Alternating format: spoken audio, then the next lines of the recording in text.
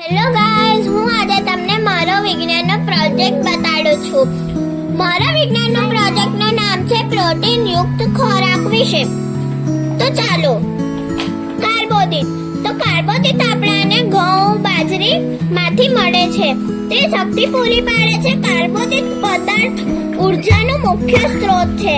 ચરબી દૂધ, ઈંડા, તેલીબિયા ધારો કે નારિયેળી કાર્બોદિત કરતાં વધુ ગરમી અને શક્તિ આપે છે. ચરબી શરીરમાં શક્તિ સંચય કરે છે. પછી છે પાણી તરબૂચ અને નારંગીમાંથી મળે છે. શરીરમાંથી વાયુઓ, પોષક તત્વો અને ઉત્સર્ગો દ્રવ્યનું વહન કરે છે.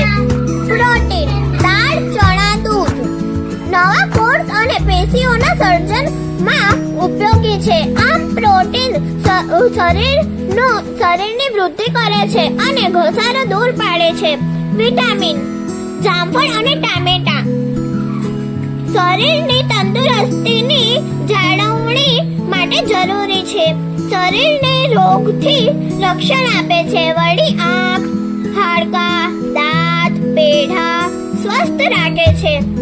ખનિજ ક્ષાર સફરજન અને ભીંડા તે હાડકાં, દાંત, રુધિર વગેરેના બંધારણમાં તથા શરીરના યોગ્ય વિકાસ અને સારા સ્વાસ્થ્ય માટે જરૂરી છે.